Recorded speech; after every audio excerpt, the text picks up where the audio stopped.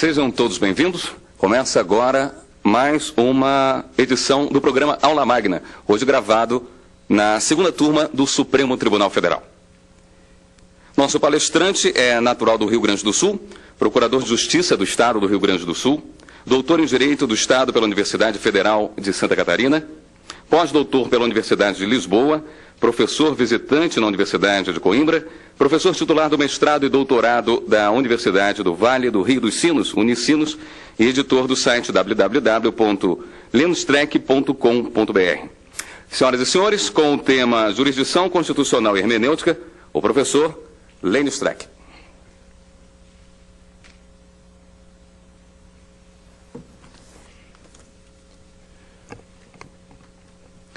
Muito boa tarde a todos. Quero inicialmente agradecer o convite do Supremo Tribunal, do setor de jornalismo, agradecendo a acolhida, saudando a todos os telespectadores do programa. Quero saudar também os estudantes, advogados, juízes, promotores, saudar os professores Marcelo Catoni, Alexandre Rosa, André Edgar, que também está presente aqui. E eu, quando falaram sobre a temática, pensei que a melhor temática no Supremo Tribunal, na Corte Constitucional do país, a melhor temática seria efetivamente falar sobre jurisdição constitucional. E agregar à jurisdição constitucional uma questão de fundamental importância que se pode dizer que é condição de possibilidade. Jurisdição constitucional e hermenêutica. Quando eu falo em jurisdição constitucional e constitucionalismo, eu me lembro da Odisseia de Homero. Ulisses vai dizer para os grumetes, para os seus subordinados no navio, que o amarrassem firmemente ao mastro e que, sob hipótese alguma, o soltassem. Porque no momento em que as sereias cantassem, ele pediria para que o soltassem. Seria inexorável. Mas ele disse, mesmo que eu lhes ordene, não cumpram esta segunda ordem. Cumpram apenas a primeira. O contrato original que eu faço agora, que é a noção do contrato primeiro, da noção constituinte daquele momento. Mas eu penso que jurisdição constitucional é mais do que isso. Poderíamos dizer que a noção da Odisseia de Homero, do mito de Ulisses, ela é uma visão que não abarca toda a problemática da jurisdição constitucional. Porque a jurisdição constitucional e o constitucionalismo, nesta quadra da história, tem que ser visto sob outro patamar. Portanto, tem que ser vista sob a ótica do Estado Democrático de Direito. Por que o Estado Democrático de Direito é um paradigma e por que ele está ligado à jurisdição constitucional? A Revolução Francesa, marco na perspectiva do Estado liberal, ela também foi profética. Porque quando nós falamos em Estado Democrático de Direito, nós nos lembramos do liberalismo, nós nos lembramos das conquistas da civilização, das conquistas da evolução do Estado. E eu diria que a Revolução Francesa também foi profética. Porque se nós pegarmos o lema da Revolução Francesa, liberdade, igualdade e fraternidade, nós poderemos notar que, num primeiro momento, a noção de liberdade, que é a noção da própria legalidade, daí a noção do positivismo, que vai estabelecer as bases do novo contra o velho, contra o ancien regime, essa noção de liberdade que é a noção que funda a noção de direitos individuais, da primeira fase do Estado, da noção do liberalismo, há um determinado momento em que esta noção de liberdade, calcada na noção de legalidade, calcada no próprio positivismo, não é suficiente. Porque ela mesmo engendra suas crises. Na medida em que o Estado tem uma função absenteísta, a Constituição tem uma função meramente de organizar o Estado, não trata de direitos que vão além dessas dimensões da primeira dimensão, surge dialeticamente a necessidade de superação do liberalismo, desta noção de liberdade. Não basta termos liberdade se eu não posso usufruí-la. Então, pensemos de novo na Revolução Francesa. Pensemos, então, na igualdade. Pensemos, portanto, na noção de Estado social, que vem superar o liberalismo pelas insuficiências do liberalismo, e nesse momento nós estamos pensando na segunda fase do constitucionalismo. Nós estamos pensando na fase de um constitucionalismo interventivo, que vai tratar de direitos de segunda dimensão, que são os direitos sociais. Liberdade, igualdade.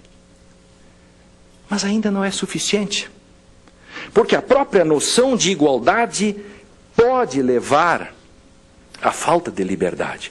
Paradoxalmente, se a liberdade dialeticamente, pelas insuficiências do liberalismo, engendra as condições e a necessidade da superação via igualdade, ela mesmo pode ser um obstáculo à liberdade. E, portanto, num terceiro momento, surge a terceira fase do constitucionalismo. A terceira fase do Estado, o segundo pós-guerra. Pensemos, portanto, em igualdade, em liberdade, em igualdade, fraternidade. Então veja como a Revolução Francesa foi profética.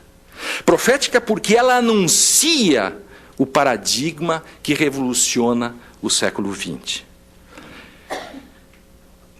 Quando eu penso na Revolução Francesa, eu penso em república e vejam que nesses tempos difíceis de discussão das questões republicanas, eu me lembro de Abad Sieyès. Não me lembro porque eu não estava lá, mas Abad Sieyès, em 8 de agosto de 1788, foi com seus amigos até o rei Luís XVI. Ele foi pedir alguma coisa conservadora. Queria apenas uma Constituição, uma Assembleia Constituinte. Abad Sieyès e seus amigos queriam, porque a França naquele momento tinha 25 milhões de habitantes, 24 milhões e 600 era a burguesia, era o terceiro Estado. Era uma mistura de gente, 400 mil eram clérigos e nobres. Quem pagava impostos eram apenas os burgueses. E uma das coisas que eles queriam é que todos pagassem impostos. E que se criassem regras com relação à questão do serviço público, a uma série da questão de que se pudesse fazer uma repactuação. Bom, se sabe que não foi atendido e o resultado foi, quase um ano depois, a queda da Bastilha. Eu me lembro que quando eu chegava em Itaqui, no Rio Grande do Sul, como promotor, em 1986, eu descobri uma coisa fantástica que até aquele momento eu não sabia, que até a Constituição de 1988, parlamentares e juízes no Brasil não pagavam imposto de renda. E promotores em alguns estados também não pagavam imposto de renda.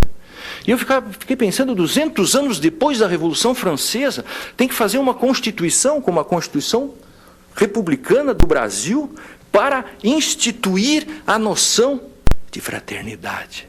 De fraternidade porque é a distribuição, é a noção de que todos têm que participar da elaboração da res pública, da questão republicana. Eu mostro isso para falar do Estado Democrático de Direito. E tudo isso para dizer que o século XX foi extremamente generoso. O século XX foi extremamente generoso porque nos legou três grandes revoluções. Eu falarei apenas de duas. Não vou falar da revolução do inconsciente de Freud, mas vou falar daquilo que eu vou chamar de primeira revolução copernicana, que é a revolução do constitucionalismo, desta terceira fase do constitucionalismo que muda a história, do constitucionalismo que estabelece as bases para o resgate das promessas da modernidade. E, nesse momento, temos um constitucionalismo que atravessa as relações privadas. É aquilo que nós chamamos de horizontalidade dos direitos fundamentais. Bom, homenageando Paulo Bonavides, poderíamos traduzir isso numa frase: ontem os códigos, hoje as constituições. Isso não é uma mera figura de retórica, porque o constitucionalismo traz embutido nessa perspectiva de ruptura histórica, ele traz essa perspectiva de resgate das promessas da modernidade. A pergunta é: esse modelo está esgotado?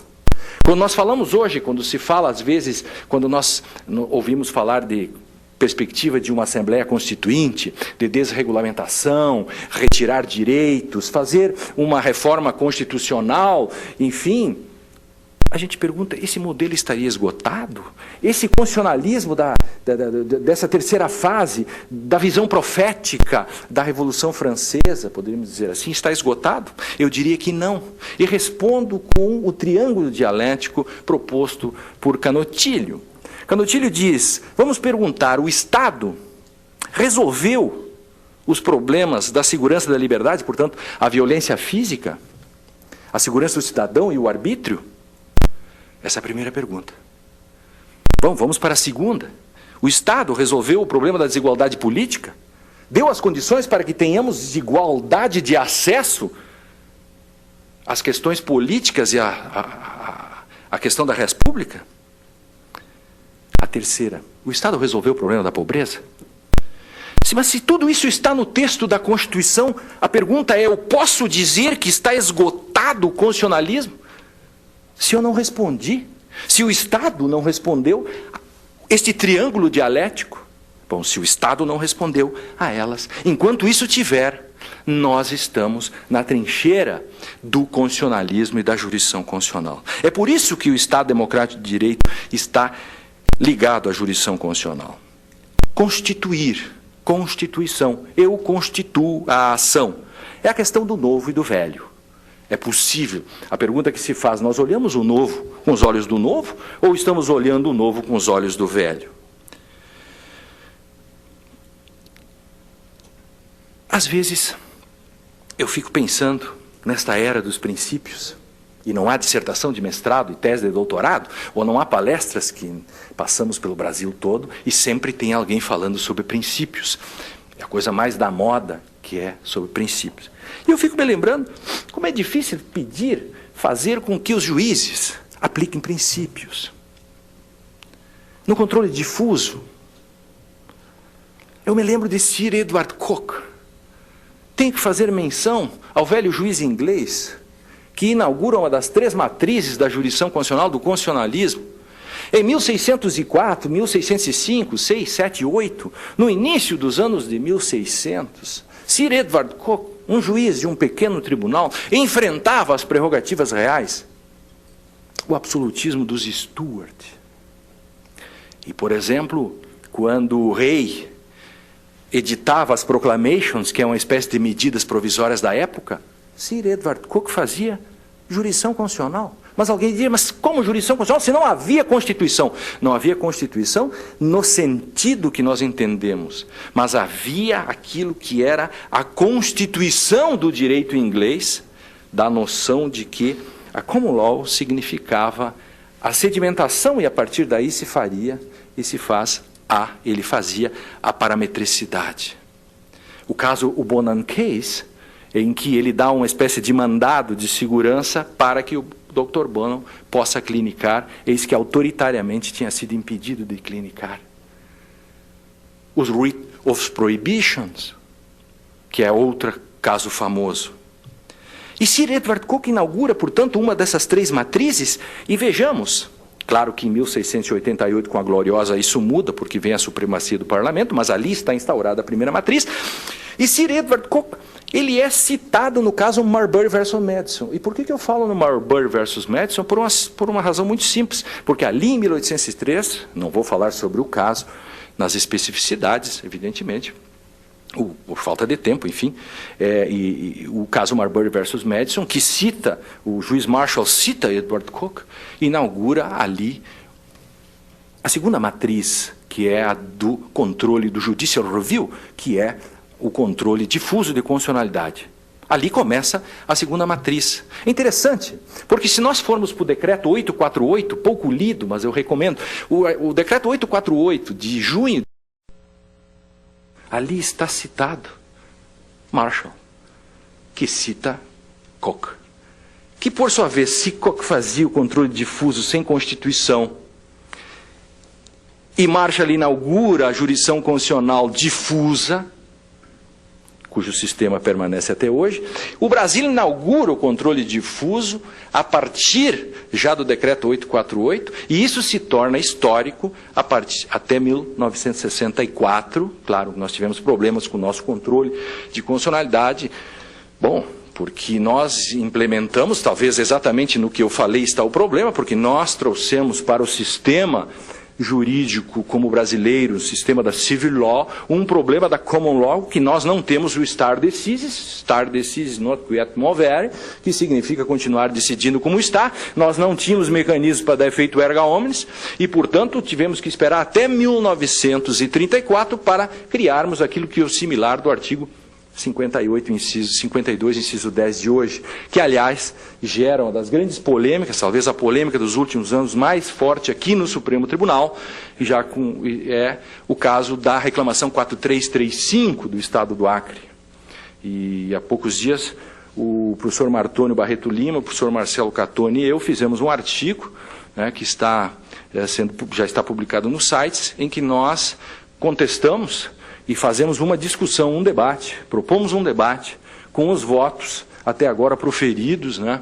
Os votos são importantes, que são os votos do ministro Eros Grau e do ministro Gilmar Ferreira Mendes, nós não concordando com a ideia de que se possa fazer mutação constitucional, pelo menos como queria no voto o ministro Eros Grau, na medida da questão de texto e norma, que eu vou falar mais adiante. Então, mas apenas dizer que a ideia do controle difuso que nós trazemos que se traz até os anos, agora está em crise exatamente porque ainda não está decidida essa matéria, então não se sabe como vai ficar, porque se o 52, inciso 10, desaparecer, ou o Supremo fizer com que ele desapareça, ele se torne inaplicável, nós estaremos transformando o controle difuso com os mesmos efeitos do controle concentrado e, portanto, não terá sentido a discussão sobre o Judicial Review no Brasil. Pois bem, mas eu quero dizer, portanto, que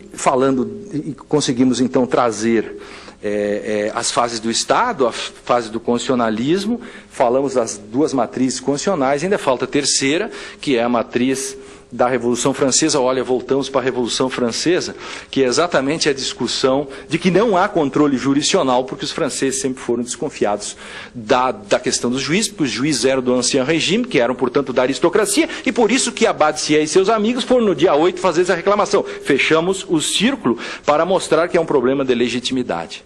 E daí surgem os tribunais ad hoc, no século XX, que são os tribunais constitucionais que tentam resgatar a volonté general perdida. Porque o primeiro ato que os franceses fizeram foi o júri constitucional, para afastar os juízes, ou seja, afastar aquele julgamento, aquilo que o povo decide, nenhum juiz pode dizer que não. Enfim, essa é a discussão da regra contra-majoritária. Mas então surge a discussão posterior, que se coloca a partir da discussão da legitimidade, e, portanto, os tribunais constitucionais, ao tirarem do Poder Judiciário o controle de constitucionalidade do órgão de cúpula, ele tenta, como os tribunais constitucionais são indicados e aprovados pelo parlamento, e os parlamentos são eleitos pelo povo, e nos regimes parlamentaristas o poder executivo se confunde com o legislativo, e se torna mais fácil para entender até o problema de por que o Supremo é um tribunal da Federação, a Suprema Corte Americana é um tribunal da Federação, e por que o regime é presidencialista. Entendem como essas questões estão ligadas à questão do próprio regime político? E por isso que nós que é por isso que os tribunais constitucionais acabam resgatando essa ideia de volonté general perdida, né, e traz de volta a discussão.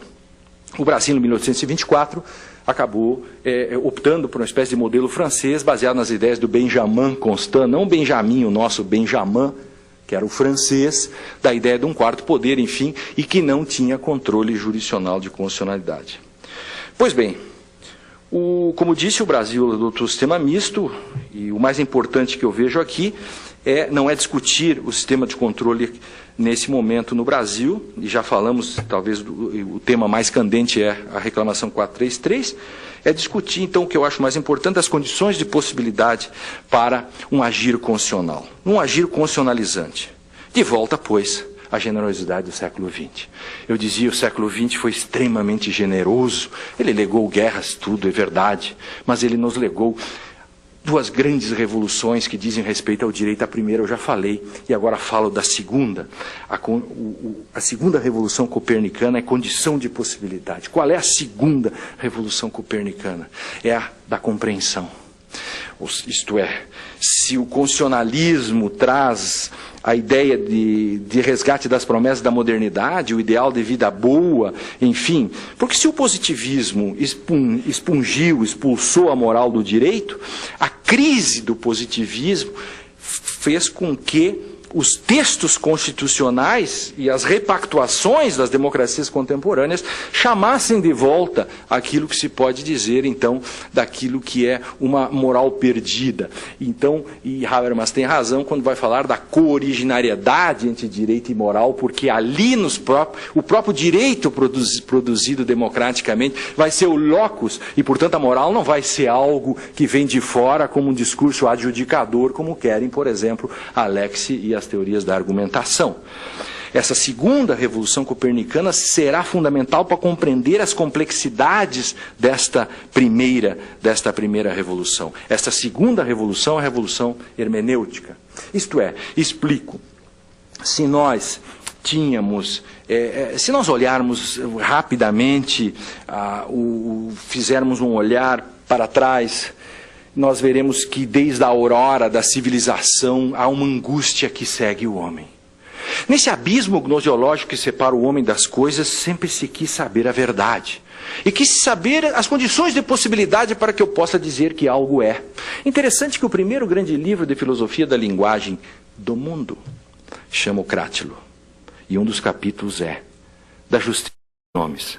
É Platão, pela boca de Sócrates, escrevendo acerca do grande diálogo entre os sofistas e os pré-socráticos. E a partir daí se coloca toda a discussão da metafísica clássica, né, a partir de Aristóteles, a metafísica clássica em que os sentidos estão nas coisas, que é a noção objetivista. As súmulas, de certo modo, resgatam hoje uma metafísica clássica perdida. Depois vem a noção da racionalidade, do racionalismo Descartes, e colocamos a ideia da mente, ou seja, os sentidos não estão mais nas coisas, mas o sentido passa a estar na mente. E no final do século XIX, início do século XX, mais na metade do século XX, a grande revolução que é a invasão da filosofia pela linguagem. Os sentidos não estão mais nas coisas, os sentidos não estão na mente das pessoas, portanto não na filosofia da consciência, nem na cabeça dos juízes, para sermos mais diretos, e dos intérpretes, mas os sentidos estão na intersubjetividade. Isto é, aquilo que no positivismo a Revolução Francesa gerava a partir da noção da legalidade e liberdade, do sentido construído solipsisticamente, ou seja, a ideia do sujeito individual, solipsista, egoísta, se perde no contexto histórico para a fraternidade, se pode chamar da Revolução Francesa, ou da intersubjetividade, se quisermos usar o paradigma da linguagem e da hermenêutica. Então, a partir disso, nós podemos começar a falar desta segunda revolução para discutir a própria crise do direito.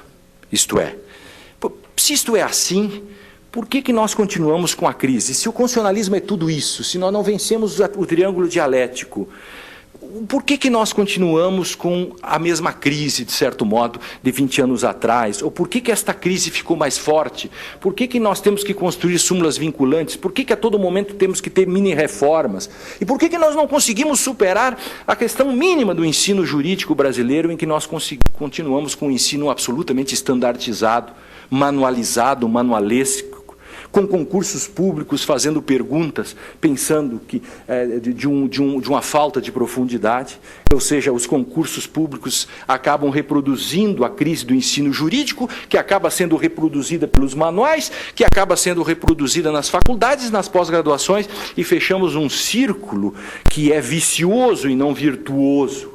E com isso nós podemos ver nos concursos públicos por que perguntam quando dois gêmeos chifópagos, um dá um tiro no outro, e o que vai acontecer com aquele que deu um tiro.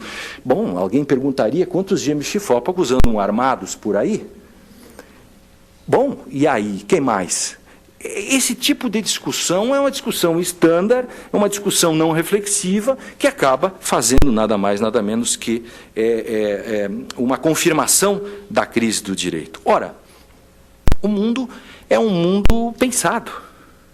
E eu penso que o problema está nos obstáculos. Há algo que obstaculiza esse acontecimento constitucional. E eu gostaria de falar do cerne desses obstáculos. O grande debate que se estabelece no século XX é entre Ronald Dworkin e Herbert Hart. Hart vai dizer que o direito é um sistema de regras, um modelo de regras.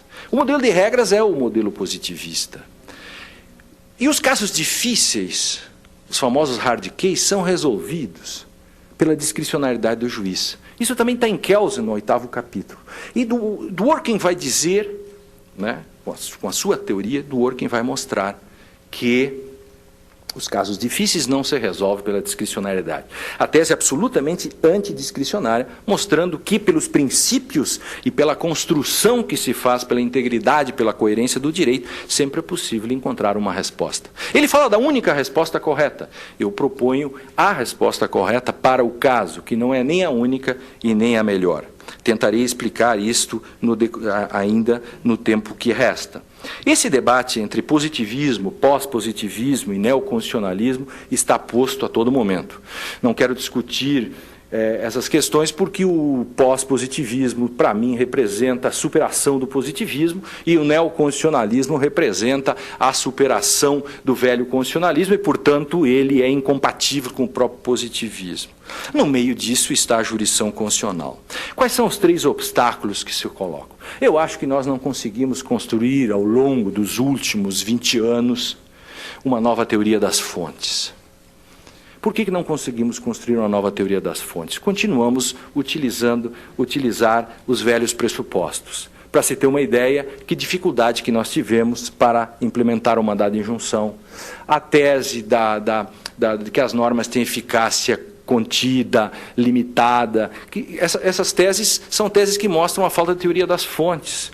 Nós temos dificuldade, é muito mais fácil hoje aplicar uma portaria do Instituto de Resseguros ou do próprio INSS do que a Constituição.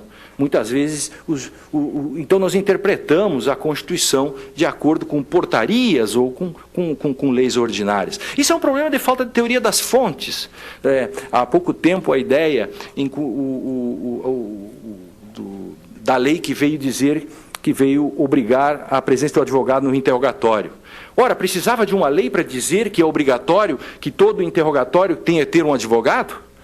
Na 5ª Câmara Criminal do Rio Grande do Sul, onde eu atuo, desde o início sempre se anulou todos os processos. E interessante que se recorria disso e o STJ anulava os julgamentos, porque dizendo que o Código de Processo Penal não exigia advogado no interrogatório. É interessante notar que em 2004, 1º de dezembro, veio uma leizinha ordinária, pequenininha, dizendo é obrigatório a presença do advogado no interrogatório. E todos passaram a obedecer. Portanto, eu posso concluir que é mais fácil obedecer os códigos do que as constituições. Esse é um problema de teoria das fontes. Nós não conseguimos resolver esse problema entre texto e norma. Não fizemos uma necessária filtragem hermenêutico-constitucional. E por trás disso está a falta de uma jurisdição constitucional mais efetiva. Nós continuamos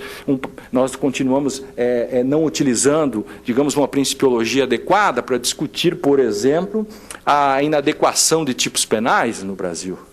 Um país em que adulterar chassi de automóvel tem uma pena maior do que matar com o próprio automóvel, evidentemente tem um problema que se pode chamar, se poderia chamar de uma falta de razoabilidade. Isso para dizer o menos. Um país em que furtar um botijão de gás e devolver esse botijão de gás não isenta de pena, mas a sonegação de tributos isenta com o pagamento antes do recebimento da denúncia. E essa é uma discussão importante e que tem que ser feita à luz da jurisdição constitucional, dos princípios, por exemplo, da Untermaßverbot, que é o princípio da proibição de deficiência, por exemplo, para falar apenas de um dos princípios importantes que se estabelecem no segundo pós-guerra. O segundo obstáculo, se o primeiro é a teoria, nós continuamos acreditando que o direito é um sistema de regras e que os princípios são apenas mandados de otimização, como dizem as teorias da argumentação.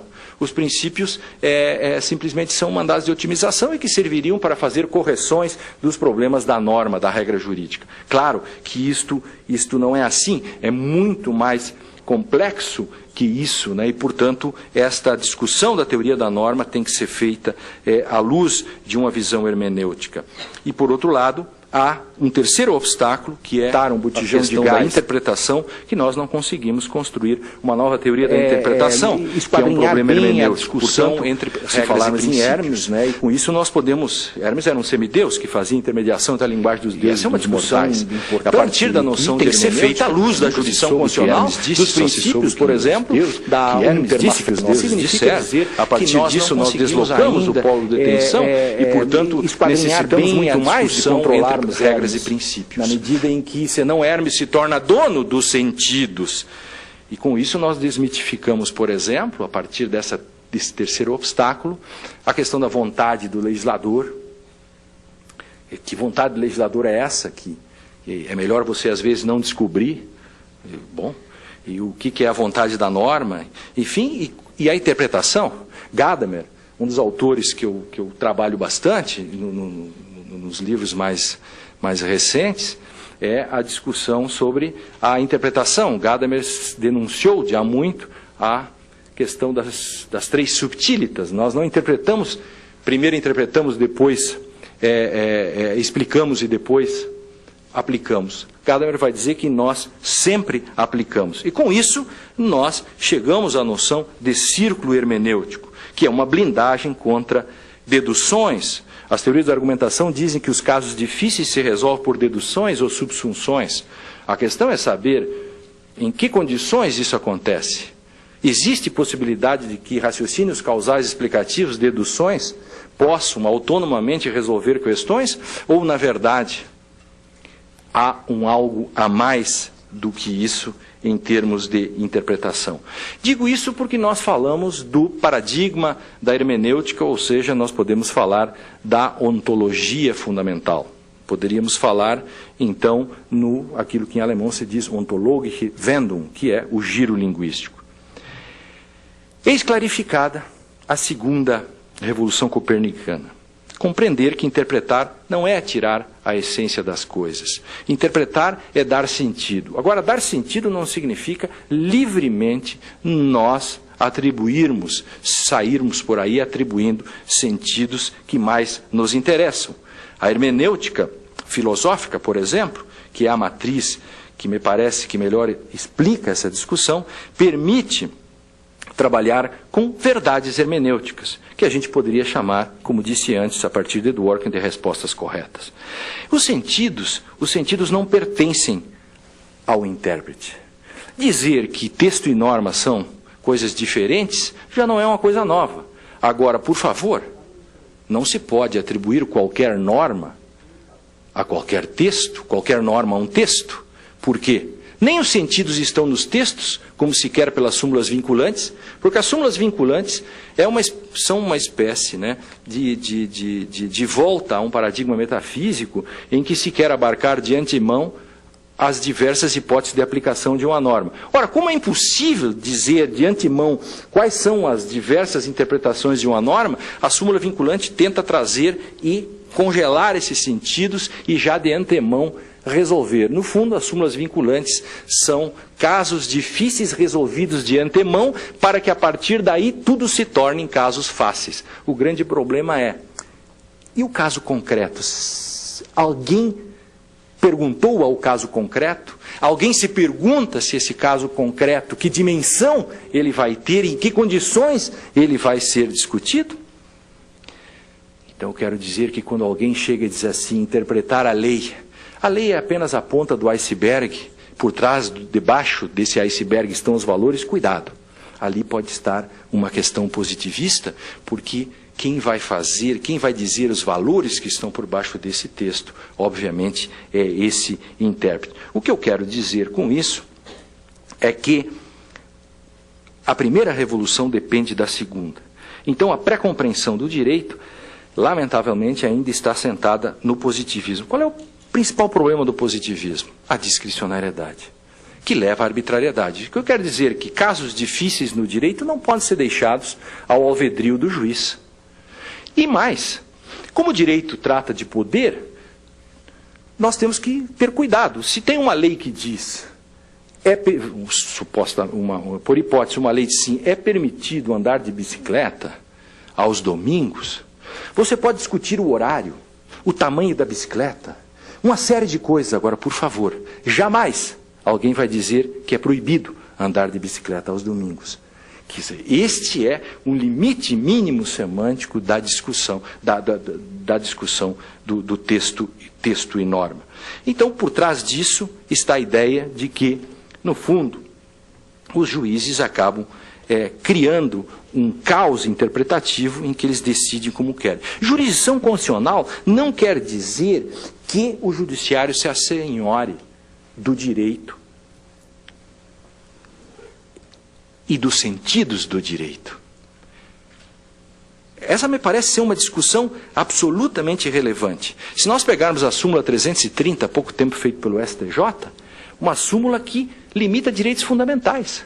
A súmula que muda o artigo 514 do Código de Processo Penal. Uma súmula inconstitucional. Poderia ter sido feita? Não. Por quê? Porque os sentidos de forma arbitrária, no sentido de passar os limites semânticos do texto, dentro daquilo que o judiciário entende por sua discricionariedade, o STJ acabou fazendo uma súmula inconstitucional. Assim como outras súmulas que são constitucionais. Então, o grande problema é que nós acabamos criando uma espécie de estado de natureza hermenêutico. Na prática, há poucos dias eu li uma decisão de um ministro do STJ que dizia: não me importa o que dizem os doutrinadores. Bom, se o direito é aquilo que simplesmente quem tem o poder de dizer por último ele é, se o direito é aquilo que o judiciário diz que é, não tem sentido estudar direito. E isto é uma questão que tem que ser levada muito a sério. Significa dizer, em outras palavras, que nesta quadra da história, quando dialeticamente, no Estado democrático de direito, aumenta o espaço da jurisdição constitucional, diminui o espaço do legislador.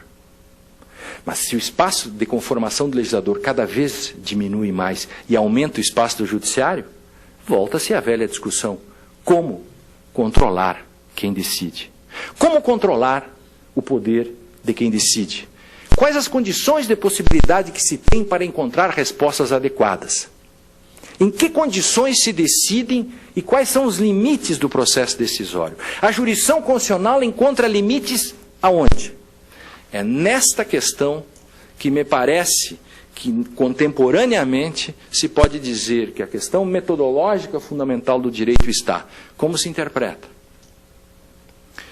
Como se aplica?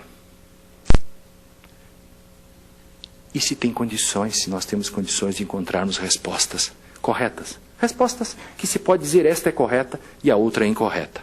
Ora, se nós interpretamos e nós aplicamos, e se nós sempre aplicamos e, portanto, a interpretação é um ato aplicativo, a questão que fica é que condições nós temos dentro da jurisdição constitucional, por exemplo, e não só da jurisdição constitucional, mas eu tenho a tese de que nós sempre fazemos jurisdição constitucional, porque todo ato de interpretação jurisdicional ou jurídico é um ato de jurisdição constitucional, porque nós sempre trabalhamos com a Constituição, de algum modo ou de outro, e, portanto, todo ato é um ato de jurisdição constitucional. A partir disso, neste dilema contemporâneo, nós perguntamos: como que nós podemos fazer essa resposta? Que resposta nós podemos dar? Ora, neste debate, eu proponho, tenho proposto, que há possibilidade de fazer esse controle a partir de uma resposta correta. É uma tese que eu desenvolvo no livro Verdade e Consenso, com uma imbricação entre as teses de Gadamer, Hans-Georg Gadamer, com Ronald Dworkin. A tese da teoria da coerência e da integridade com a tese hermenêutica das possibilidades de uma aplicação. E a partir disso se cria não a única resposta, mas a resposta para cada caso. A questão da fundamentação da própria fundamentação. Poderíamos dizer fundamentar a fundamentação. E me parece que simbolicamente o sintoma mais claro do problema, daquilo que eu chamo de uma espécie de estado de natureza hermenêutico, em que cada um decide como quer, e no Brasil, se de um lado, convenhamos, um juiz no Rio Grande do Sul proíbe a caça com base no princípio da dignidade da pessoa humana. Outro juiz dá uma liminar para liberar o sujeito que estuda biologia de fazer dissecação de sapos, de animais. Com base em quê? Objeção de consciência? Eu não sabia que havia um direito, um dever de fazer determinada objeção de consciência. Exige quando há um dever. O caso do Richarlison, agora em São Paulo. Então, eu quero dizer que, nesse conjunto, nós temos que ter condições de ter previsibilidades. Agora, por favor, essa previsibilidade não se dá através de uma espécie de leviatã hermenêutico. Se nós temos uma espécie de um estado de natureza hermenêutico que se criou pelo próprio positivismo, o positivismo, através da discricionariedade que leva à arbitrariedade, acabou criando essas possibilidades de múltiplas interpretações, acabou gerando este caos, e o sistema darwinianamente deu a resposta, criando a súmula vinculante. A súmula vinculante nada mais é do que uma resposta, portanto, a esse estado de natureza hermenêutico. Então, portanto, o que nós temos que fazer é tentar superar, e me parece que um dos sintomas são os próprios embargos declaratórios. Eu acho que o Brasil é o único país do mundo que tem embargos declaratórios. Ora, se a Constituição manda o juiz fundamentar, por que eu tenho que entrar com recurso para dizer que o juiz tem que fundamentar minha decisão? É o sintoma mais forte do problema desse estado de natureza hermenêutica, de uma espécie de guerra de todos contra todos, em que cada um decide como quer, e se cada um decide como quer, eu tenho que entrar com recurso para que o juiz me diga por que ele decidiu desse modo, se o artigo 93, inciso 9, diz que toda sentença tem que ser fundamentada. Será que não existiria uma sentença nula ao invés de uma sentença suscetível de embargos? Essa discussão tem que ser feita pela comunidade jurídica nesta importante quadra da história. Como é possível, portanto, superar esse paradigma positivista? Eu entendo que é possível superar esse paradigma positivista através dessa discussão da resposta correta. Essa resposta correta, ela se dá a partir de uma coerência e integridade. O direito tem que ter uma coerência e integridade e as decisões judiciais têm que ter coerência e integridade. Quando eu digo fundamentar a fundamentação, significa que nós não podemos continuar a decidir ou ensinar o direito a partir de prêt-à-porter. Os manuais do direito são uma coletânea de prêt-à-porter, que estão prontos para serem usados. Então nós temos livros que tentam explicar de antemão, esquecendo as peculiaridades dos casos, como se fosse possível nós darmos os sentidos de antemão as coisas. Significa com isso que nós perdemos a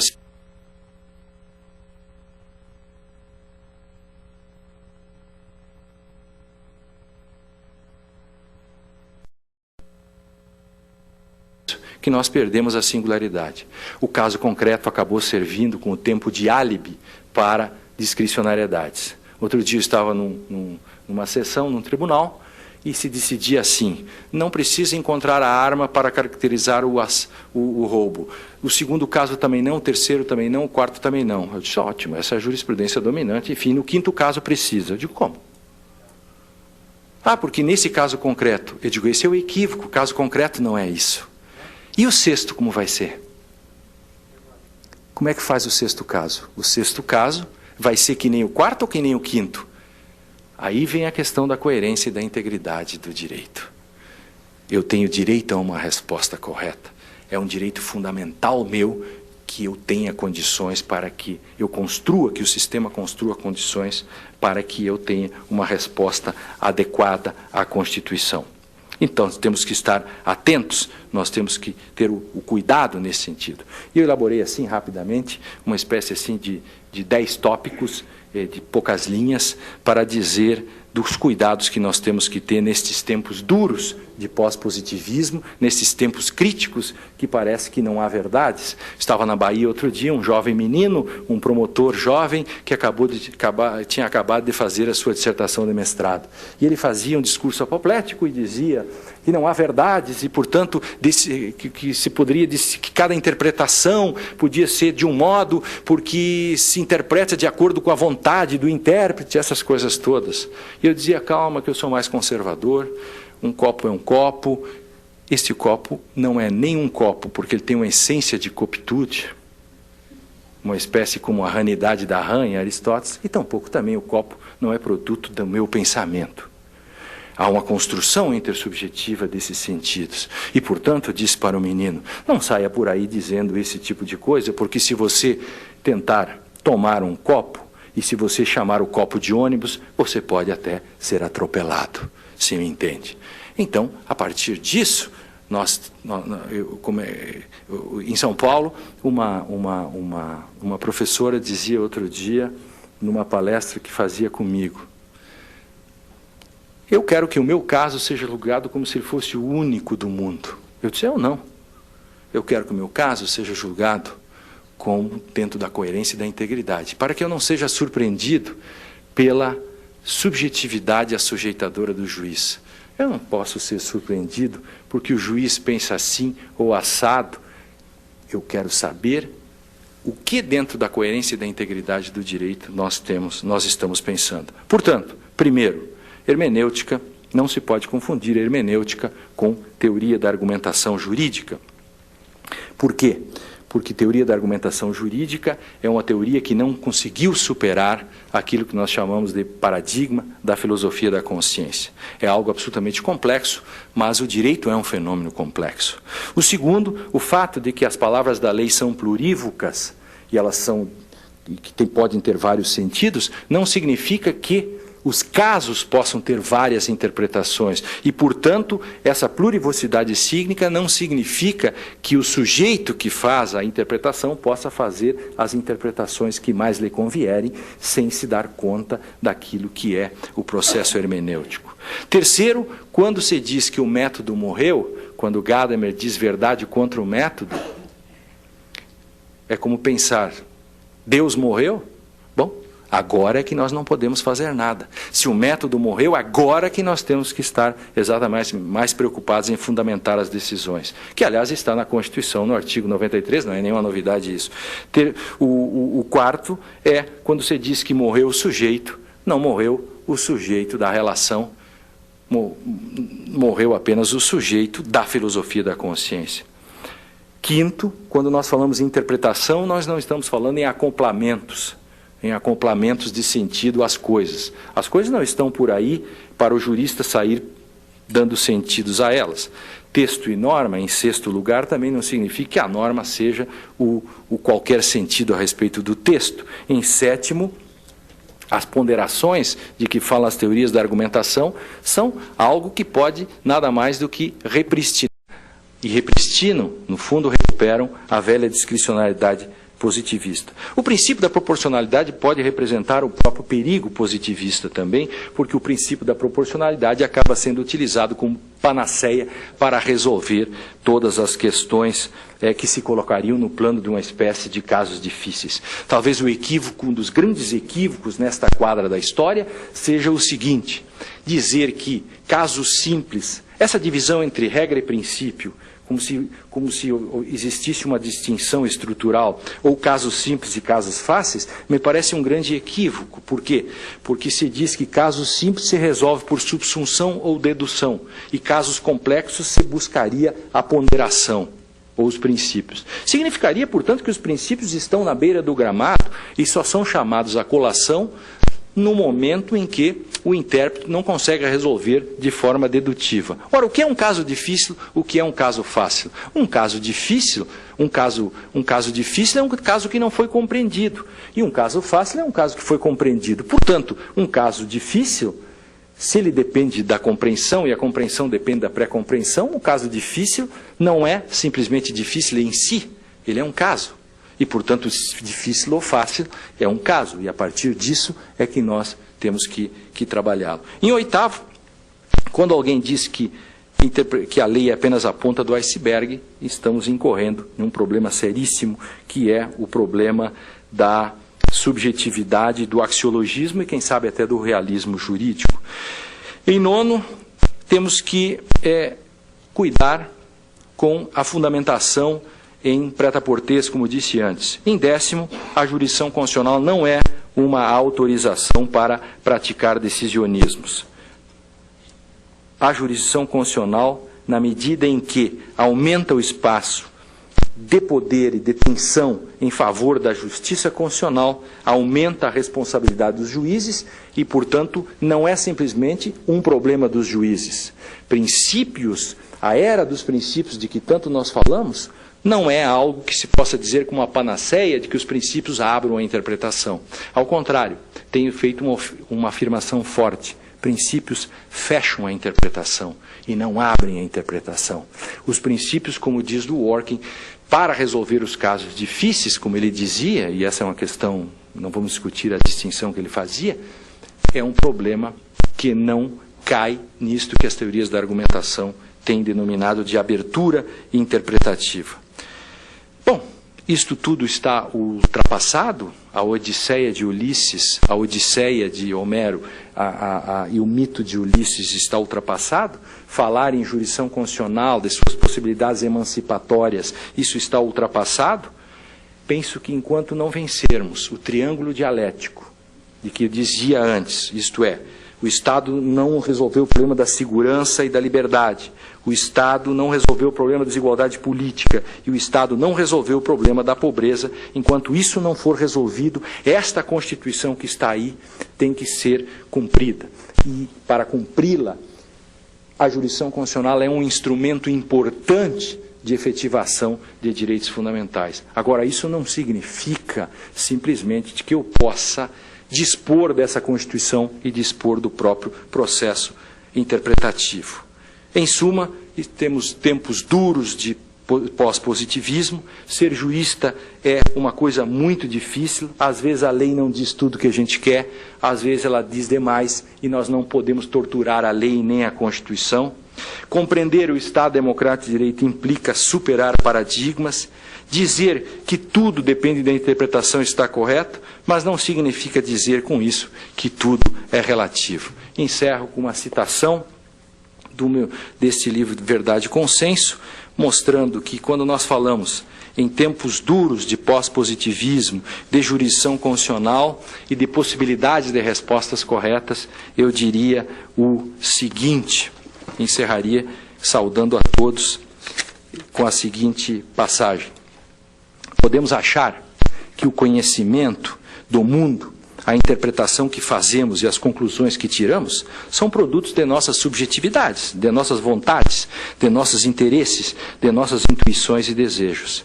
E que tudo é relativo, e que afinal vale a interpretação de quem tem o poder de fazê-la, ou de impô-la, para ficar nos limites do direito. Em face disso, e busco socorro em Contardo Caligares, um psicanalista que eu gosto muito, parece que estamos diante da seguinte encruzilhada.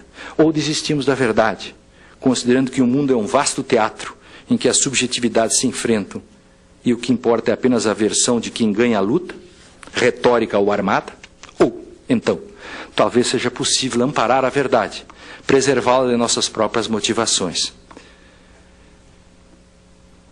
A verdade, nós temos condições de alcançá-la? Atiramos-nos em direção ao relativismo? É difícil, é duro. Eu aceito esse desafio antirrelativista, um desafio hermenêutico das possibilidades de que o cidadão tem direito a obter a resposta correta. Obrigado.